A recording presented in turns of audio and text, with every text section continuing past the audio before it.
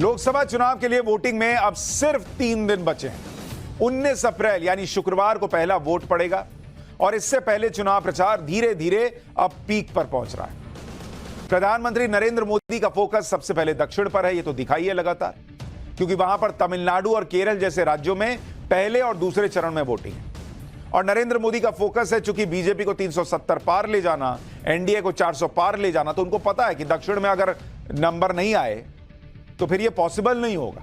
इसलिए उनका पूरा फोकस दक्षिण पर रहा। पीएम मोदी का पूरा जोर इस बात पर है कि इस बार साउथ में बीजेपी सबको सरप्राइज करे। इसलिए पीएम मोदी तमिलनाडु और केरल जैसे राज्यों में जोर लगा रहे हैं। आज पीएम मोदी केरल में थे। इत्तेफाक यह भी रहा कि आज राहुल गांधी भी केरल में प्रचार कर रहे थे। मतलब दोनों नेता केरल में, एक ही राज्य में पहुंच गए दोनों। लेकिन इसमें फर्क यह था कि जहां पीएम मोदी अपने पार्टी के दूसरे कैंडिडेट्स को जिताने में ताकत लगा रहे थे, वहीं राहुल गांधी की पूरी ताकत इस बात पर लग रही थी कि किसी तरह अपनी सीट वायनाड को बचाया जाए।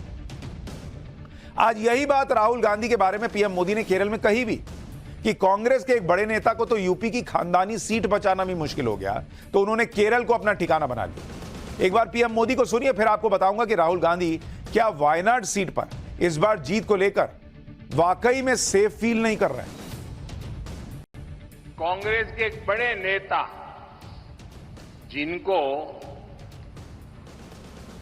यूपी में अपनी खानदानी सीट पर इज्जत बचाना मुश्किल हो गया है और उन्होंने केरला में अपना नया ठिकाना बना लिया है।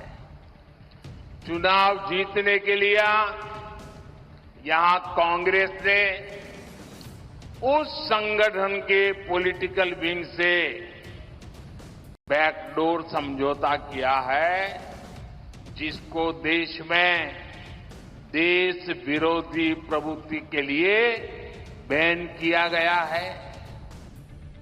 जिस संगठन की बात पीएम मोदी कर रहे हैं वो संगठन पॉपुलर फ्रंट ऑफ इंडिया यानी पीएफआई, जिस पर सरकार पहले ही बैन लगा चुकी है। लेकिन पीएफआई से जुड़ा राजनीतिक संगठन माना जाने वाला एसडीपीआई अब भी एक्टिव है। केरल में एसडीपीआई ने ऐलान किया था कि वो चुनाव में कैंडिडेट नहीं उतारेंगे, क्योंकि वो चाहते हैं कि बीजेपी को रोकने में कांग्रेस का सपोर्ट किया जाए। एसडीपीआई ने केरल में कांग्रेस को बिना शर्त समर्थन देने की बात कही और यह भी कहा था कि वो कांग्रेस के कैंडिडेट्स का प्रचार करने के लिए भी तैयार है। 2019 के चुनाव में एसडीपीआई ने केरल की 20 में से 10 सीटों पर चुनाव लड़ा था और इस पार्टी को करीब 80,000 वोट मिले थे। इस बार केरल में कांग्रेस को एसडीपीआई के बिना शर्त समर्थन के ऐलान की बात पर कांग्रेस को ऐसा लगा कि यह बात उनके खिलाफ जा सकती है। इसलिए कांग्रेस ने कह दिया कि उन्होंने एसडीपीआई से ना तो कोई समर्थन मांगा है, ना ही एसडीपीआई के समर्थन की उन्हें जरूरत है। लेकिन इस पर कांग्रेस केरल में लेफ्ट और बीजेपी दोनों के निशाने पर आ गई।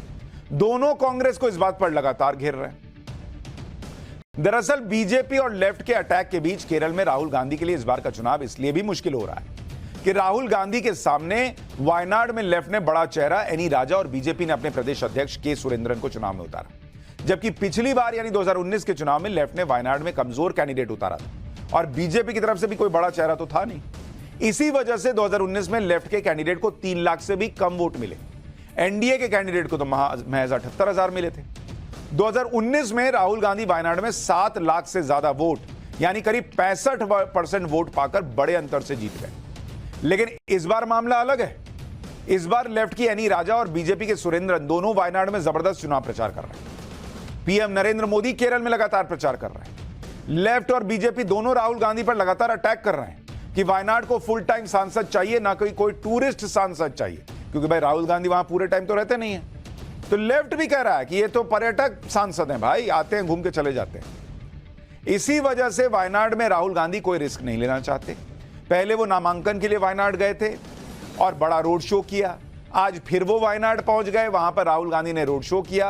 वो केरल में 2 दिन के लिए गए हैं, कल भी वो केरल में ही रहेंगे और केरल में राहुल गांधी की वायनाड समेत सभी 20 सीटों पर दूसरे चरण में यानी 26 अप्रैल को वोटिंग होनी। केरल कांग्रेस के लिए अहम राज्य भी है, क्योंकि 2019 के चुनाव में केरल की 20 में से 19 सीटें कांग्रेस और उसके सहयोगियों ने जीती थी। सिर्फ 1 सीट सीपीएम को गई थी। लेकिन इस बार केरल में भी कांग्रेस के लिए बड़ी मुसीबत दिख रही है। वैसे कांग्रेस के लिए मुसीबतों की कोई कमी तो है नहीं। आज वायनाड पहुंचने से पहले भी राहुल गांधी एक नई मुसीबत में फंस गए। जब राहुल गांधी तमिलनाडु से केरल के लिए जाने की तैयारी कर रहे थे तो तमिलनाडु के नीलगिरी में चुनाव आयोग का जो फ्लाइंग स्क्वाड होता है उसने राहुल गांधी के हेलीकॉप्टर को रोक दिया। ये रोको रोको जरा 1 मिनट उड़ने के पहले। फिर चुनाव आयोग की टीम ने हेलीकॉप्टर की तलाशी ली। देखिए राहुल गांधी पहुंच रहे हैं लेकिन उसके पहले वहां तलाशी हुई। हालांकि जांच के बाद हेलीकॉप्टर को आगे जाने के लिए क्लीन चिट मिल गई, लेकिन बड़ा बवाल हो गया कि बॉस राहुल गांधी का हेलीकॉप्टर कैसे चेक हो गया। राहुल गांधी का हेलीकॉप्टर चेक हुआ तो कांग्रेस ने हल्ला मचाना शुरू कर दिया कि राहुल गांधी का हेलीकॉप्टर चेक कैसे किया जा सकता है। कांग्रेस बोली कि सिर्फ राहुल गांधी का ही हेलीकॉप्टर क्यों चेक होगा बॉस, पीएम मोदी और गृहमंत्री अमित शाह का चॉपर भी तो जांच करो।